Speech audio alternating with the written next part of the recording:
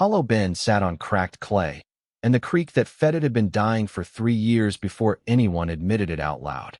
There was a windmill on the Marrow property with a snapped crank arm and 2 missing vanes, and there was a hole in the ground on the Kestrel property that people called Ada's Folly. Neither one pumped a drop that anyone trusted. Both were about to matter more than the church bell. Elias Marrow was 26 the autumn his grandfather died, and left him a windmill that hadn't turned since the Fenwick storm 4 years back. The town had a working well at the crossroads, fed by a spring nobody had ever seen run dry. And so nobody saw the point of Thomas Marrow's contraption except as a place for boys to dare each other to climb. "You're keeping that thing up?" asked Silas Renner, who ran the feed store and had opinions about everything that didn't cost him money. "Your grandpa spent 40 years chasing wind, Elias. Man could have farmed instead." Elias didn't answer him. He was standing at the base of the tower with a coil of rope over one shoulder, looking up at the broken crank the way a man looks at a debt he intends to pay. Ada Kestrel was 29 and had inherited a different kind of ridicule. Her Aunt Beulah Finn had spent a decade digging and lining a cistern 18 feet down and 12 feet across, sealed with clay and lime mortar, fed by nothing but roof runoff and a channel cut from the low ground during spring melt. Beulah died before she finished the 3rd chamber. The town called it a grave for water that never came. 18 feet of digging for rainwater, Garrett Holtz said to her once, at the crossroads well, in front of 6 other ranchers. "We've got a spring that's fed this town since before either of us were born. You're digging a hole because your aunt told you to." Ada filled her bucket and didn't look at him. "The spring's dropped 4 inches since July. Springs drop in summer. That's not news, Miss Kestrel. That's August." She said nothing else. But she went home and measured the depth of water standing in the cistern's 1st chamber, 11 inches, against a capacity of 6 feet. And she wrote the number down in a ledger her aunt had started and never finished. The two of them, windmill man and cistern woman, had exchanged perhaps 40 words in their lives before that autumn, and most of those 40 words had been arguments about whose dead relative had wasted more effort. Elias thought digging holes for rain was a fool's bet against a sky that didn't keep promises. Ada thought a windmill was a toy for men who liked climbing more than thinking. Neither one was entirely wrong. Neither one was entirely right, either, though it would take a killing winter to prove it. Thomas Marrow's notebook was bound in waxed canvas and had survived a barn fire, a flood, and 40 years of grease-stained hands. Elias found it in the tool chest under the workbench, tucked beneath a claw hammer his grandfather had never once let him borrow. The notebook wasn't sentiment. It was numbers. Pump rod stroke length, 14 inches. Cylinder bore, 2 3/8 inches. Drop pipe depth to the water table, measured in April of 1911, 61 feet. A sketch of a check valve with a note in the margin. Leather seats fail below 20 degrees. Use greased iron ball instead. Elias read it 3 times before he touched a tool. Then he climbed the tower. The first repair took him 9 days and cost him a finger's worth of skin off both palms. He replaced the 2 missing vanes with cedar he'd cut and steamed himself, reset the crank arm, and greased every fitting he could reach. On the morning of the 10th day, the wind came up out of the northwest at what he guessed was 18 miles an hour, and the wheel turned, and the pump rod dropped, and nothing came up the pipe at all. He climbed down and sat on the tower's base timber for a long while, not moving, the way his grandfather used to sit when a horse went lame. The notebook told him why, 2 pages later, in handwriting gone shaky near the end. Leather cup washer swells wet, shrinks dry. Check every 11 days, or it'll pull past the seal, and you'll pump air. Elias had used a new cup washer, cut from green leather that hadn't been soaked, and dried the proper number of times. He pulled the sucker rod, replaced the washer with one cured the way the notebook specified, submerged 4 days, dried 2, oiled once, and primed the cylinder by hand, pouring water down the drop pipe until it stood level with the surface. The second attempt, 6 days later, brought up water at a rate he clocked with his grandfather's stopwatch, 1 gallon every 40 seconds, in a wind of roughly 15 miles an hour. It wasn't much. It was enough to know the thing could work. Beulah Finn's ledger was different from Thomas Marrow's notebook the way a farmer's account book is different from an engineer's field log. Less about mechanism, more about pattern. Rainfall, dates, evaporation loss, chamber levels. all recorded in a cramped hand that got tighter and more anxious in the final year before her death. Ada found 3 things in it that mattered. First, the cistern's clay and lime lining needed recoating every second year, or seepage would claim 8 to 11% of stored volume annually. Second, the third chamber, the one Beulah never finished, was meant to be insulated above ground with packed straw and a timber lid, specifically so stored water wouldn't freeze solid in deep winter, since the first 2 chambers sat below frost line, but the overflow channel didn't. Third, underlined twice, water saved in summer is worth 4 times water fetched in winter, because winter costs a man his hands to get it. Ada's first attempt to finish what her aunt started nearly cost her the whole structure. She built the 3rd chamber's insulated cap in October, using green pine boards that hadn't cured, packed straw 18 inches thick, and a clay seal she mixed too wet. By the 2nd week of November, the boards had warped, the seal had cracked along 2 long fissures, and rain got in and refroze at night, splitting another 6 inches of crack by morning. She stood over it with a lantern, cold water dripping onto her collar, and did what her aunt's ledger told her to do when a plan failed. She measured before she panicked. Lost through the cracked seal, roughly 40 gallons a week, by her reckoning, out of a chamber built to hold 900. She rebuilt the cap with cured lumber, 6 weeks felled and dried. This time, no shortcuts, and remixed the clay seal to her aunt's ratio, 3 parts clay to 1 part lime, worked dry enough to hold a thumbprint without slumping. She recoated the first 2 chambers while she was at it, 4 days of work with her hands raw from the lime. By the 1st week of December, the cistern held 640 gallons of water that hadn't come from a bucket, a well, or a windmill. It had come from a spring rain in April that everyone else had let run off into the gully. Garrett Holt found the windmill a genuine offense to his sense of order. He was the closest thing Hollow Bend had to a mayor, though the title had never been formalized, and he'd built his standing on being the man who was reliably, unglamorously right about water, weather, and cattle prices for 11 years running. "You're pumping how much?" he asked Elias, watching the wheel turn on a blustery afternoon in November. "Gallon a minute, in a good wind. Less in a light one. Crossroads well gives 40 gallons a minute, hand-primed, any day of the week. Crossroads well spring-fed. I heard it's down." Garrett's jaw tightened. "Down some, not out." He walked the half-mile to the Kestrel place the same week and found Ada mixing lime by hand in a wooden trough, her forearms gray to the elbow. "You planning to drink rainwater all winter, Miss Kestrel?" "If the spring goes, yes. It won't go. 4 inches in July. 6 more in September. I've been keeping the numbers, Mr. Holt." He looked at her a moment, then at the cistern's timber cap, freshly sealed and still faintly damp. "Your aunt kept numbers too. Didn't stop her from dying broke and unfinished." Ada didn't flinch. She finished the part that mattered.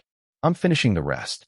Garrett left without another word, but he mentioned both of them, unkindly, at the next Grange meeting, and by the time frost hardened the ground in earnest, half the town had a joke ready about the windmill man and the hole digger, and neither joke was gentle. Elias and Ada crossed paths twice that November, both times at the crossroads well, both times briefly. "Your will makes a sound like a dying ox," Ada told him the first time, not unkindly, just flatly, the way she said most things. "Better than a hole that drinks lumber and gives nothing back," Elias said. "It gave 640 gallons back last week." He hadn't known that. He didn't say so. The second time, she was hauling 2 buckets from the well, and he offered to carry one. She let him, which surprised them both. "Your grandfather's notebook," she said, apropos of nothing. "Does it say anything about ice on a pump valve?" "Says the leather seats fail cold. I switched to iron." "Mine says nothing about pumps. Just storage." A pause. "Different problems. Same winter," Elias said. She didn't answer that, but she didn't disagree either, and they walked the rest of the way in a silence that wasn't quite friendly and wasn't quite hostile, the silence of 2 people doing separate arithmetic on the same fear. The dog belonged to Elias, technically, though Bramble had opinions of his own about which properties deserved his loyalty. He was a rangy brindle mutt who'd slept in the marrow barn since he was a pup, and from the first day Elias climbed the windmill tower, Bramble refused to go anywhere near its base.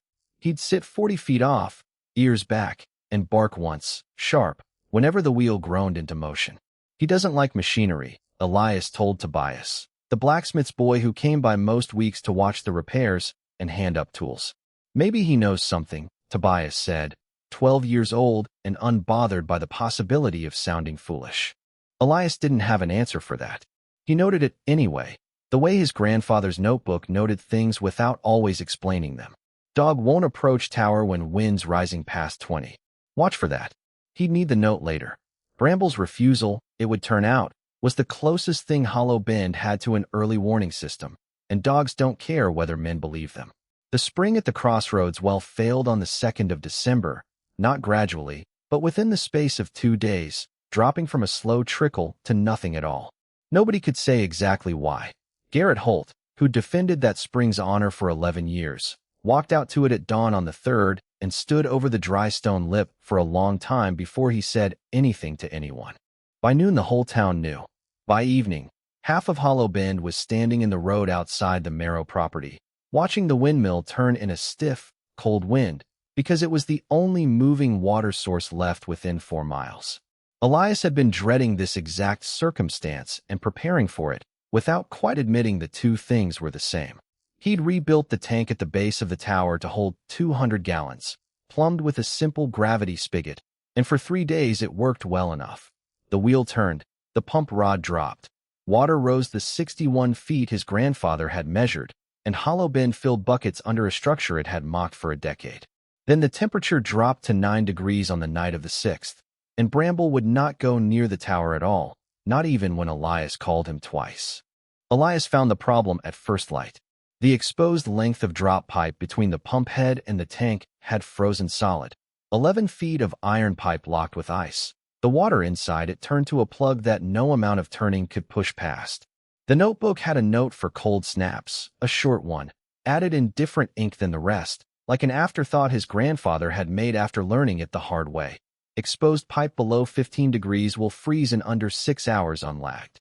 Pack straw, or bury it, or lose the whole run. He hadn't lagged the pipe. There hadn't been time, or he hadn't believed the cold would come this early, this hard. Either way, the windmill could pump all the water in the water table, and none of it would reach a bucket. He was still standing there, hands raw from trying to thaw the pipe with hot rags that cooled faster than he could refill them, when Ada arrived on foot with a handcart loaded with straw bales and 2 coils of burlap.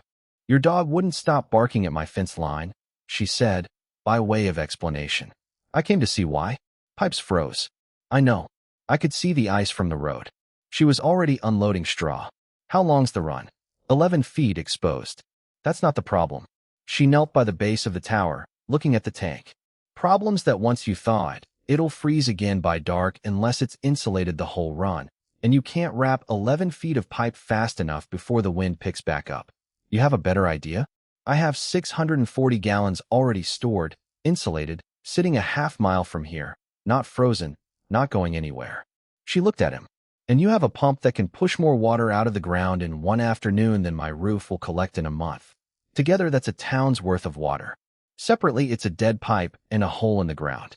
Garrett Holt arrived in time to hear the last of it, having walked out from the crossroads to see for himself whether the joke of the windmill and the joke of the cistern had anything left to offer a town with no working well. "You're proposing what exactly?" he asked. "Run a pipe half a mile in December?" "No," Ada said.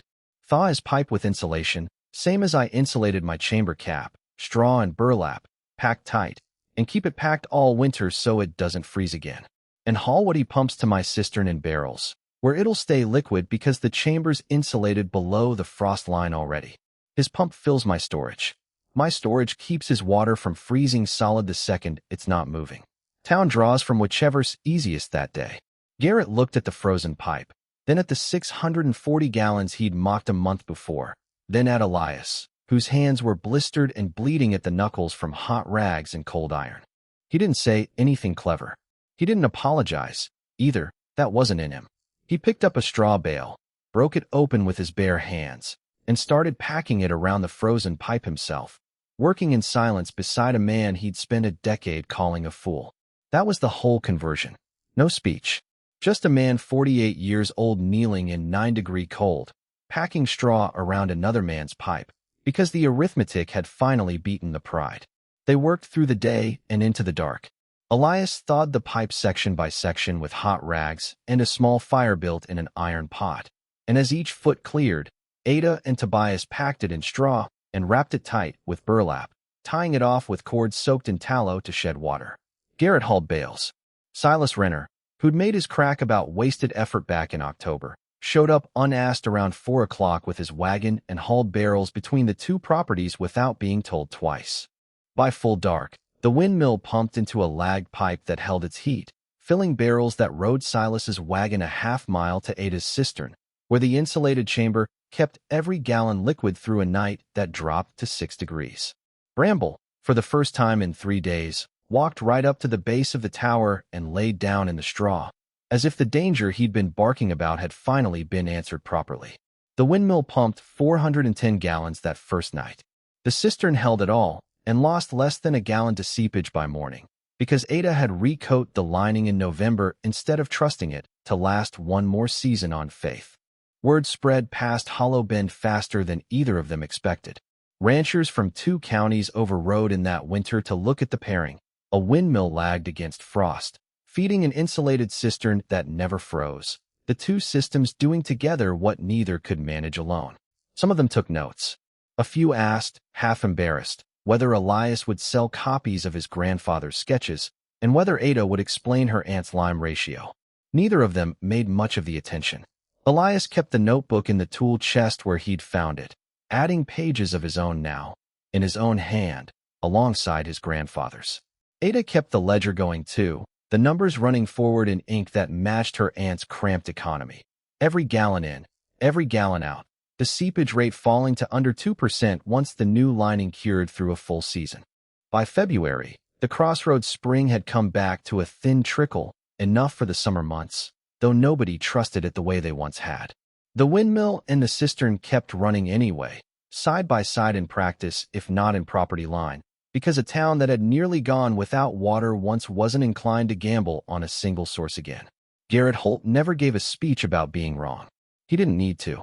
He hauled water from both properties all that winter, without complaint, and when spring came he paid 2 boys from town to help Elias lag every foot of exposed pipe on the windmill before the ground even thought about freezing again.